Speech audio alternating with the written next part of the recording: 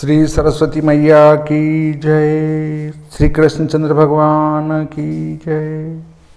देखिए, आज हम चर्चा करेंगे गृहस्थियों के लिए उपयोगी।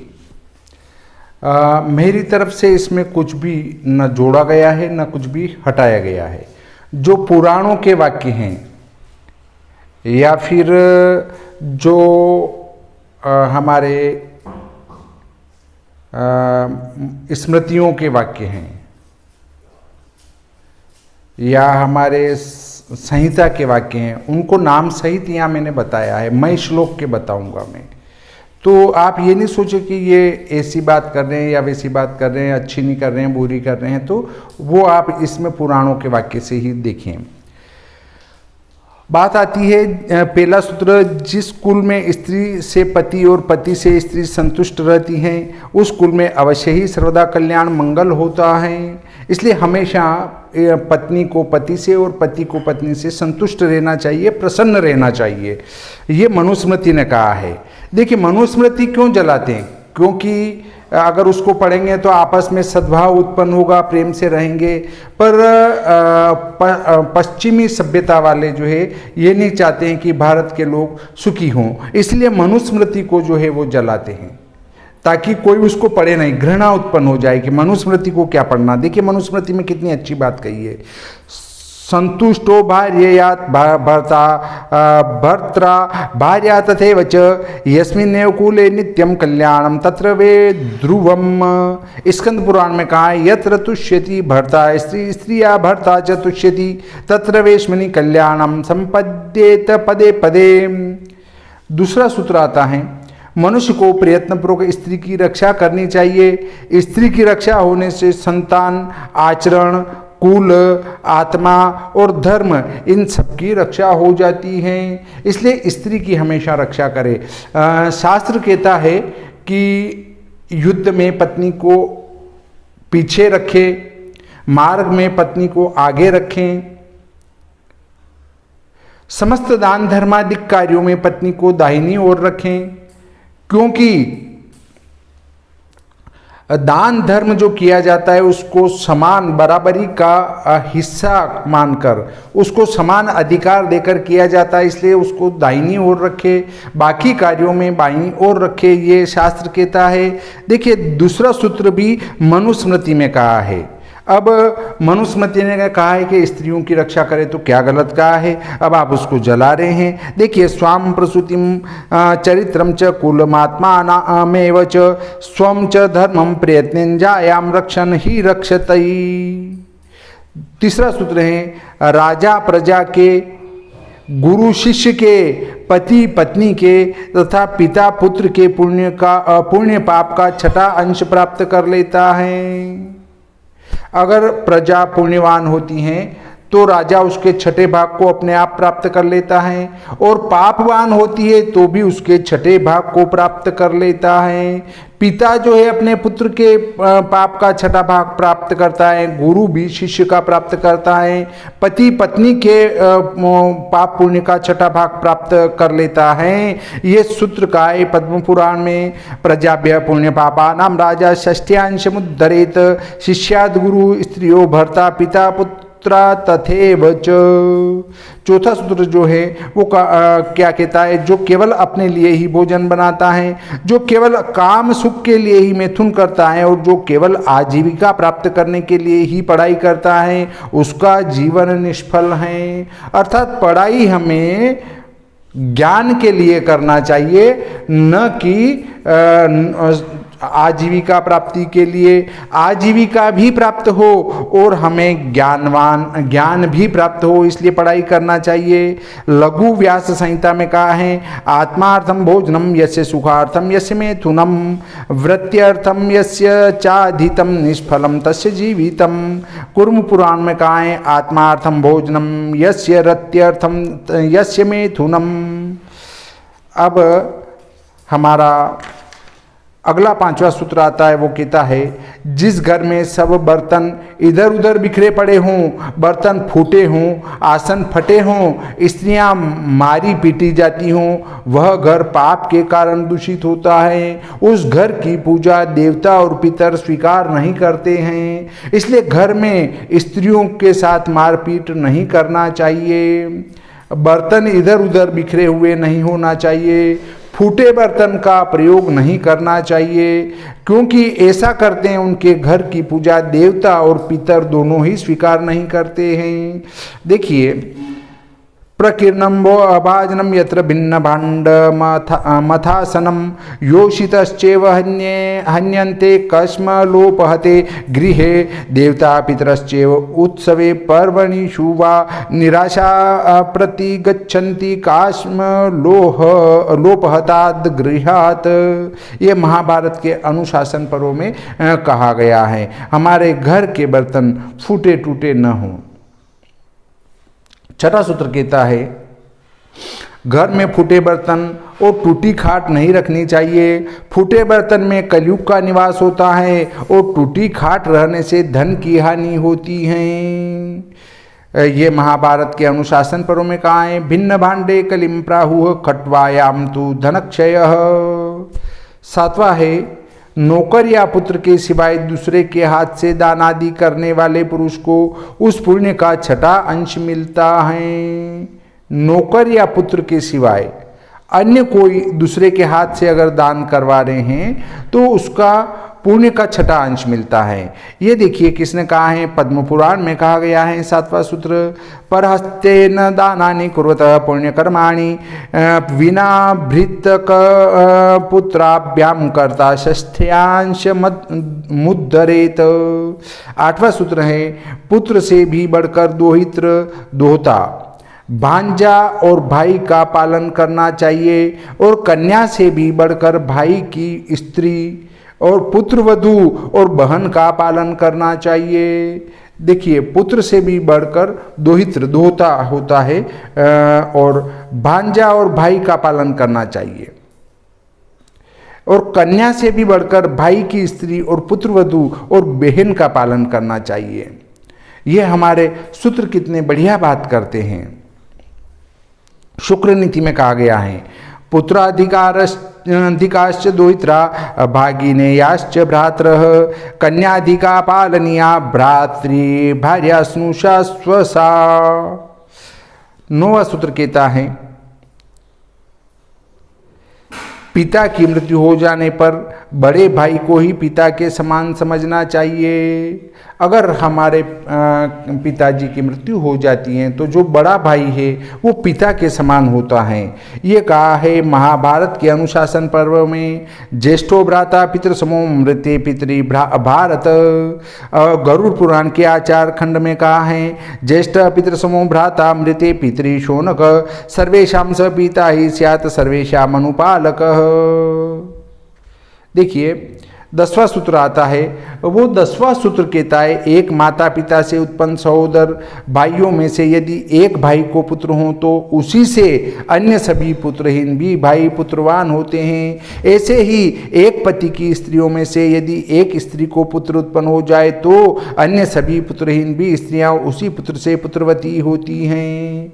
देखिए, अगर एक भाई के पुत्र हैं और कुल 10 भाई हैं तो 10 भाई पुत्रवान कहलाएंगे, और यदि 10 स्त्रियां हैं 10 पत्नियां हैं उनमें से एक पत्नी को भी पुत्र हो तो सारी पत्नियां भी पुत्रवती कहलाएंगी। ये सूत्र का है मनुस्मृति में। भ्रातॄणामेक जाता नामेकश्चेत् पुत्रवान् भवेत् सर्वास्तास्तेन पुत्रेण पुत्रिणो मनुरब्रवीत् सर्वासामेक पत्नी नामेका चेत् पुत्रिणी भवेत् सर्वास्तास्तेन पुत्रेण प्राह पुत्रवतीर्मनुः। वशिष्ठ स्मृति में कहा है बहुनामेक जाता नामेकश्चेत् पुत्रवान्नरः सर्वे ते तेन पुत्रेण पुत्रवन्त इति श्रुतिः बह्वी नामेक पत्नी नामेका पुत्रवती यदि सर्वास्तास्तेन पुत्रेण पुत्रवत्य इति श्रुतिः दालभ्य स्मृति में कहा है बहुनामपि बन्धूनामेकश्चेत् पुत्रवान् भवेत् सर्वे ते तेन पुत्रेण पुत्रिणो मनुर्ब्रवीत बहुनामेक भार्याणामेका चेत् पुत्रिणी भवेत् सर्वास्तास्तेन पुत्रेण पुत्रवत्य इति स्थितिः। 11वां सूत्र कहता है पुरुष की बाईं जांघ पर पत्नी के बैठने का स्थान और दाईं जांघ पर पुत्र पुत्री तथा पुत्र वधू के बैठने का स्थान है। 11वां सूत्र जो है महाभारत में कहा गया है प्राप्य दक्षिण मुरुम में त्वमाश्लिष्टा वरांगने अपत्यानां स्नुषाणां च भीरु विद्येत दासनम सव्योरुह कामिनी भोग्यस्त्वया च स च विवर्जितः तस्मादहं च नाचरिष्ये त्वयि कामं वरांगने। 12वां सूत्र है बालक या स्त्री को अत्यंत लाड़ प्यार करना या अधिक ताड़ना करना उचित नहीं है, प्रत्युत उनको क्रमशः विद्याभ्यास तथा गृह कार्यों में नियुक्त करना चाहिए। पुत्र और पुत्री को बहुत ज़्यादा लाड़ प्यार भी नहीं करना और बहुत ज़्यादा मारपीट भी नहीं करना उनके साथ, परंतु विद्या का अभ्यास और गृह कार्य में उनको नियुक्त करना चाहिए। ये शुक्र नीति में कहा है न बालम न स्त्रियम चाति लाल ये ताड़िये न च विद्याभ्यासे गृहीकृत्ये तावुभो योजयेत् क्रमात्। 13वां सूत्र है जो दूसरों की धरोहर हड़प लेते, रत्नों की चोरी करते तथा पितरों का श्राद्ध कर्म छोड़ देते हैं उनके वंश की वृद्धि नहीं होती है। ये जो 13वां सूत्र है वो ब्रह्म पुराण में कहा है ये न्यासाद्युपहर्तारो रत्नापहन व कारकाः श्राद्ध कर्म विहीनाश्च तेषां वंशो न वर्धते। देखिए ये 13वां सूत्र ब्रह्म पुराण में कहा है, तो जो नास्तिक हैं वो ये कहेंगे कि दूसरे धर्मों में तो ऐसा कोई पितृश्राद्ध वगैरह नहीं किया जाता है, तो फिर उनकी वंशवृद्धि क्यों हो रही है। तो देखिए सनातन धर्म अनादिकाल से चला आ रहा है, बाकी जो धर्म जिसको कहते हैं वे धर्म नहीं और पंथ हैं और वे बाद में हुए हैं और वे वापस नष्ट हो जाएंगे। वापस बचेगा तो सिर्फ सनातन धर्म ही बचेगा। देखिए 14वां सूत्र है अपनी प्रिया स्त्री के कहने मात्र से ही माता पुत्र वधू भाई की पत्नी या सोत के अपराध को बिना स्वयं अनुभव किए सत्य नहीं समझना चाहिए। अपनी प्रिय स्त्री कुछ भी कह दे तो भी जहाँ तक सत्य नहीं समझे वहाँ स्वयं अनुभव नहीं करे वहाँ तक उस बात को पूर्णतया न मान ले। ये शुक्र नीति में कहा है न प्रिया कथितम सम्यं मान्येतानुभवं विना अपराधम मात्र स्नुषा भ्रातृपत्नी सपत्नी जम। 15वां सूत्र कहता है अकर्मण्य बहुत खाने वाले, सब लोगों से वेर करने वाले, अधिक मायावी, क्रूर, देश काल का ज्ञान न रखने वाले और निंदित वेश धारण करने वाले मनुष्य को कभी अपने घर में न ठहरने दे। ये 15वां सूत्र का है महाभारत के उद्योग पर्व में अकर्मशीलम च महाशनम च लोकद्विष्टम बहुमायम नृशंसम आदेश काल अज्ञमनिष्ठ वेश मेतान गृहे न प्रतिवासयेत। 16वां सूत्र कहता है दूसरों के घर बिना बुलाए नहीं जाना चाहिए। बिना बुलाए दूसरों के घर जाने पर इंद्र भी लघुता को प्राप्त होता है। 16वां सूत्र स्कंद पुराण में कहा गया है अनाहुताश्च ये सुभ्रु गच्छन्ति परमान्दिरम अपमानम प्राप्नुवन्ति मरणादधिकम ततः परेशां मंदिरम प्राप्त इंद्रो अपि लघुतां व्रजेत तस्मात् त्वया न गन्तव्यं दक्षस्य यजनं शुभे। 17वां सूत्र कहता है पर स्त्री का तो कहना ही क्या है, अपनी बहन, बेटी अथवा माता के साथ भी एकांत में नहीं बैठना रहना चाहिए, कारण कि बलवान इंद्रिय समूह विद्वान को भी अपने वश में कर लेता है। 17वां सूत्र मनुस्मृति में कहा है, मात्रा स्वस्त्रा दुहित्रा वा न विविक्तासनो भवेत बलवान इंद्रिय ग्रामो विद्वान समपि कर्षति। वामन पुराण में कहा है, नेकासने तथा स्वस्थेयम सोदर्या पर जायया तथैव स्यान्न मातुश्च तथा स्वदुहितुस्त्वपि।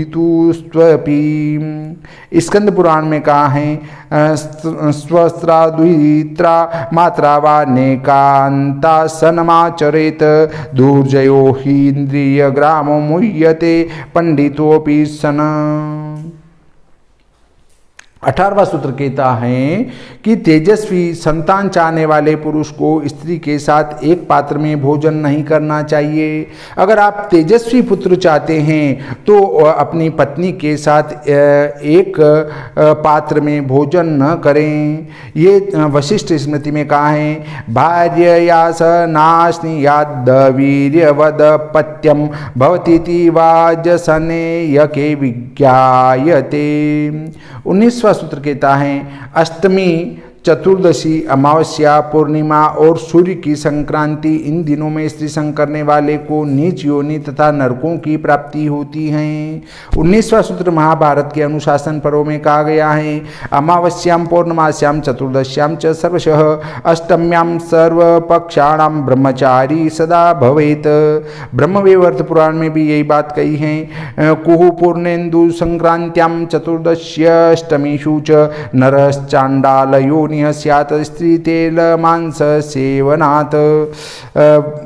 विष्णु पुराण में भी यही बात कही है, चतुर्दश्यष्टमी चैव तथा माप अचाथ पूर्णिमा पर्वाण्येतानि राजेन्द्र रवि संक्रांतिरेव च तैल स्त्री मांस संभोगी सर्वेष्वेतेषु वे पुमान् विण्मुत्र भोजनम नाम प्रयाति नरकम वृतः। मार्कंडेय पुराण और ब्रह्म पुराण में कहा है, चतुर्दश्याम तथा अष्टम्याम पंचदश्याम च पर्वत तेलाभ्यंगम तथा भोगम योषितश्च विवर्जयेत। 20वां सूत्र कहता है, दिन में और दोनों संध्याओं के समय जो स्त्री सहवास करता है वह कई जन्मों तक रोगी और दरिद्री होता है। 20वां सूत्र ब्रह्मवैवर्त पुराण में कहा है, दिवसे संधि और निंद्राम स्त्री संभोगम करोति सप्त जन्म भवेद रोगी दरिद्र सप्त जन्म सु। 21वां सूत्र है, दिन में स्त्री समागम पुरुष के लिए बड़ा भारी आयु का नाशक माना गया है। 21वां सूत्र कहा गया है, स्कंद पुराण में, प्राणम वा एते प्रस्कंदन्ति ये दीवारत्याम संयुज्यन्ते। प्रश्नोपनिषद और स्कंद पुराण का वाक्य है ये, दीवाभिगमनम पुंसा मनायुष्यम परम मतम। 22वां सूत्र जो है वो रजस्वला स्त्री के साथ संभोग करने से पुरुष की बुद्धि, तेज, बल, नेत्र शक्ति और आयु क्षीण हो जाती हैं। ये काय मनुस्मृति में, रजसाभिप्लुतां नारीं नरस्य ह्युपगच्छतः प्रज्ञा तेजो बलम चक्षुरायुश्चैव प्रहीयते। सुश्रुत संहिता में कहा है, रजस्वलां प्राप्तवतो नरस्या नियतात्मनः दृष्ट्यायुस्तेजसां हानिर्धर्मश्च ततो भवेत्।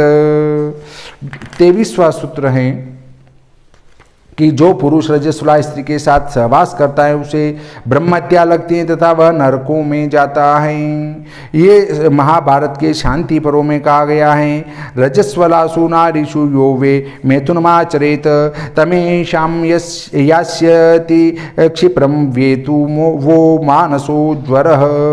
ब्रह्मवैवर्त पुराण में कहा है, रजस्वला स्त्री गमन में तन्नरक कारणम 24वां सूत्र है, चैत्य वृक्ष के नीचे, आंगन में, तीर्थ में, पशुशाला में, चौराहे पर, शमशान में, उपवन में अथवा जल में कभी मैथुन नहीं करना चाहिए। ये 24वां सूत्र विष्णु पुराण में कहा है, चैत्य चत्वर तीर्थेषु नैव गोष्ठे चतुष्पथे नैव शमशानोपवने सलिलेषु महीपते। कूर्म पुराण और पद्म पुराण में कहा है, नाप्सु मैथुनमाचरेत। 25वां सूत्र है, पर्व दिन में, अष्टमी, चतुर्दशी, अमावस्या, पूर्णिमा, संक्रांति में स्त्री संग करने से धन की हानि होती है। दिन में स्त्री संग करने से पाप होता है। पृथ्वी पर स्त्री संग करने से रोग होता है। जलाशय में स्त्री संग करने से अमंगल होता है। 25वां सूत्र विष्णु पुराण में कहा गया है, पर्व स्वभिगमो अधन्यो दिवा पाप प्रपदो नृप भुवि रोगावहो नृणाम प्रशस्तो जलाशये। 26वां सूत्र कहा गया है कि गृहस्थ व्यक्ति को माता पिता, अतिथि और धनी पुरुष के साथ विवाद नहीं करना चाहिए। किसी भी व्यक्ति को माता पिता, अतिथि और धनवान पुरुष के साथ विवाद नहीं करना चाहिए। ये गरुड़ पुराण के आचार संहिता में कहा है, माता पित्रा अतिथि त्युचेर विवादम नाचरेत ग्रही। 27वां सूत्र है, जिसके पुत्र हों वह अपने घर में पुत्रयुक्ता कन्या और पतियुक्ता बहन को लाकर न बसाए। हाँ, यदि कन्या या बहन अनाथ हों तो अवश्य लाकर उनका पालन करना चाहिए। मतलब अगर जिसके घर में पुत्र हैं वो अपने घर में पुत्रवान कन्या को लाकर या अपनी बहन को लाकर न बसाए। हाँ, परंतु यदि बहन या कन्या अनाथ हो जाए, विधवा हो जाए तो उसका लालन पालन अवश्य करना चाहिए। ये शुक्र नीति में कहा है, सपुत्रस्तु गृहे कन्यां सपुत्रां वासयेन्न हि सभर्तृकां च भगिनी मनाथे ते तु पालयेत। 28वां सूत्र कहता है, बूढ़े, बच्चे, रोगी और दुर्बल और पशुओं का अपने बांधवों के समान पालन पोषण करना चाहिए। 28वां सूत्र कहता है, नीति वाक्यामृत में, वृद्ध बाल व्याधित क्षीणान पशून बांधवानीव पोषयेत। 29वां सूत्र है कि इच्छानुसार अपने पत्नी के या पुत्र के भोजन में विघ्न पड़ने पर भी सेवक के भोजन में विघ्न नहीं होने देना चाहिए। मतलब आपके भोजन में विघ्न आ जाए, पत्नी या पुत्र के भोजन में विघ्न आ जाए, परंतु जो आपका नौकर है, आपकी सेवा करने वाला है, उसके भोजन में कोई व्यवधान नहीं आना चाहिए। ये आपस्तंभ धर्म सूत्र में कहा है, काममात्मानं भार्यां पुत्रं वो परुन्द्यान्न त्वेव दासकर्म करम। 30वां सूत्र है, गृहस्थ पुरुष को घर में अतिथियों के लिए, पोष्य वर्ग के लिए, स्वजनों के लिए और नौकरों के लिए एक सा भोजन बनवाना श्रेष्ठ माना गया है। मतलब जितने भी अपने आश्रित हैं, अपने यहाँ भोजन करने वाले हैं, उन सभी के लिए एक जैसा भोजन बनवाना चाहिए। ये 30वां सूत्र महाभारत के शांति पर्व में कहा गया है, अतिथीनां च सर्वेषां प्रेष्याणां स्वजनस्य च सामान्यं भोजनं वृत्त्यः पुरुषस्य प्रशस्यते।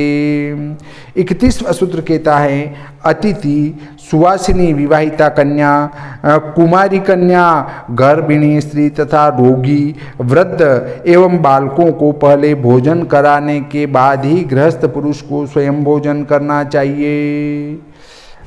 अतिथि, विवाहिता कन्या, कुमारी कन्या, गर्भिणी स्त्री और बीमार, वृद्ध, बालक, इनको भोजन कराने के बाद ही गृहस्थ को भोजन करना चाहिए। ये 31वां सूत्र कहा गया है मनुस्मृति में, सुवासिनी कुमारिश्च रोगिणो गर्भिणी स्त्रियः अतिथिभ्यो अग्र एवेतान् भोजयेदवये चारयन्।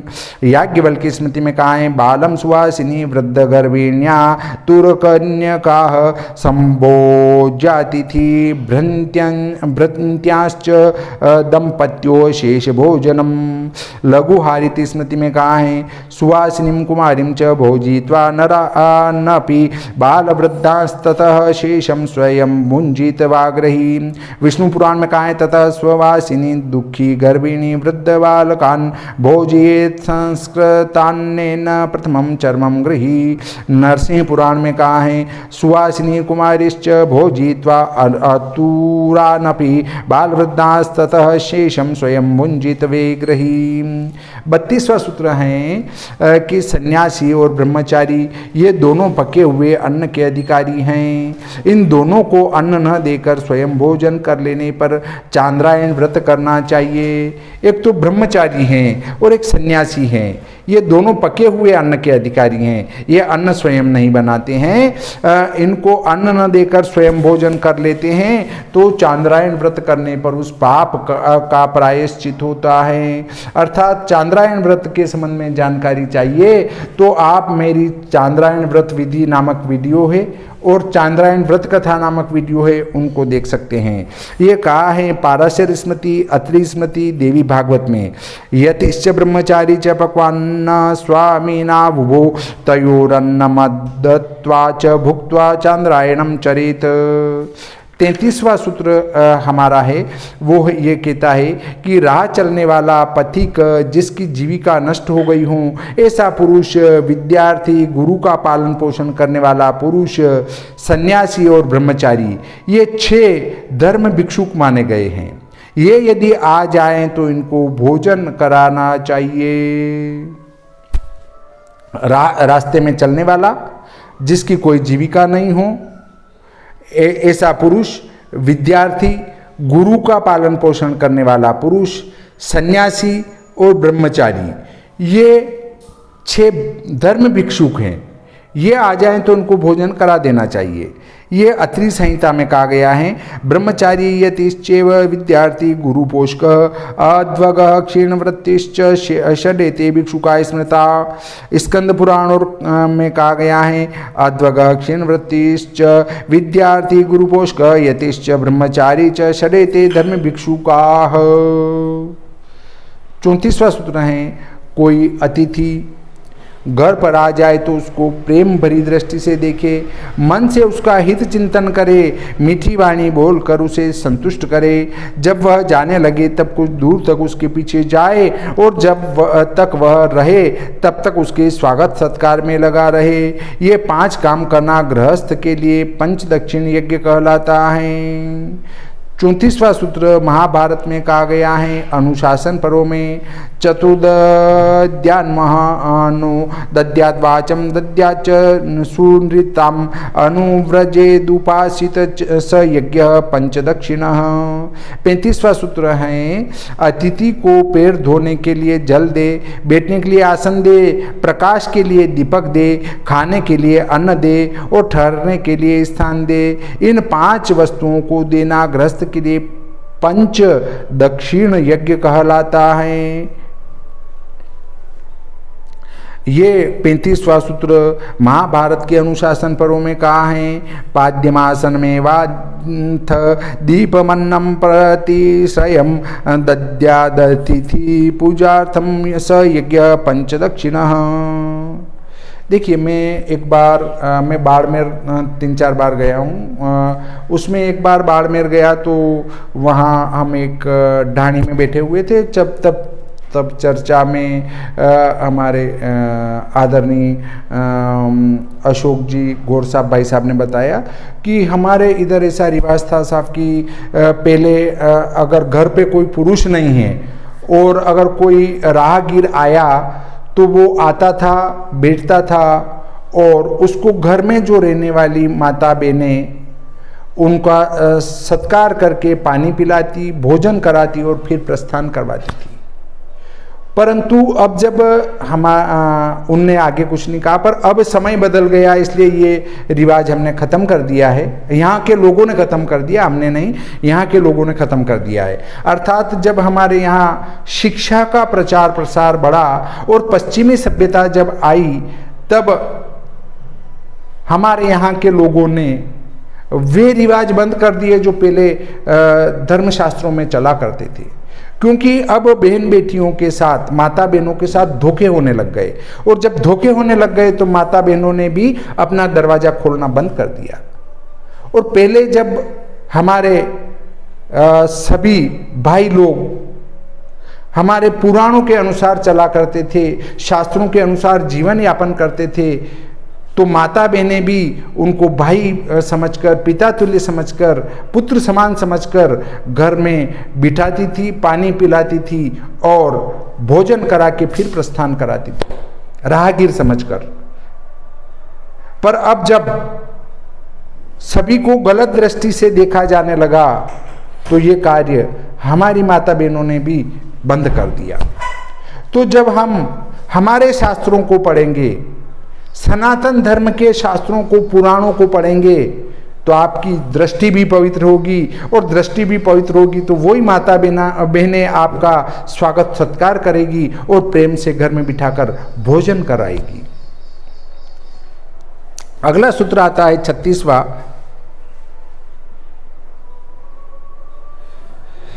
जिसके घर से अतिथि निराश होकर लौट जाता है वह उसे अपना पाप देकर बदले में उसका पुण्य लेकर चला जाता है। जिसके घर पर कोई अतिथि आया वो अगर निराश होकर चला जाता है तो वो उस घर के मालिक का पुण्य लेता जाता है और उसका पाप देकर चला जाता है। परंतु देखिए, एक बात ध्यान रखें, अब हमारे यहाँ पश्चिमी सभ्यता हावी होती जा रही हैं, धर्म में ग्लानि आती जा रही हैं, इसलिए कोई भी भिक्षावृत्ति वाले और अपरिचित व्यक्ति हमारे घर आते हैं तो उनको घर के अंदर स्थान नहीं देना चाहिए, बाहर से ही नमस्कार करके उनको प्रस्थान करा दे, अन्यथा आपके साथ धोखा हो सकता है। शास्त्र सत्य हैं, परंतु जब हमारे ऊपर आसुरी प्रवृत्ति हावी होती जा रही है तो माता बहनों को भी सावधान रहने की आवश्यकता है। जहाँ तक आपका परिचित न हो तब तक उसको घर के अंदर न आने दे, चाहे कोई साधु सन्यासी के रूप में भी घर में आए, जब तक आप पूर्णतया पर नहीं पहचानते हो उनको घर के अंदर न आने दें। क्योंकि आजकल साधु का भेष करके भी बहुत सारे घूम रहे हैं जो कि आपके साथ धोखा कर सकते हैं। ये जो 36वां सूत्र कहा गया है, विष्णु स्मृति में कहा है, अतिथिर्यस्य भग्नाशु गृहात् प्रतिनिवर्तते तस्मात् सुकृत मादाय दुष्कृतम तु प्रयच्छति। विष्णु पुराण, नारद पुराण, देवी भागवत में कहा है, अतिथिर्यस्य स तस्मै दुष्कृतम दत्वा पुण्यमादाय गच्छति।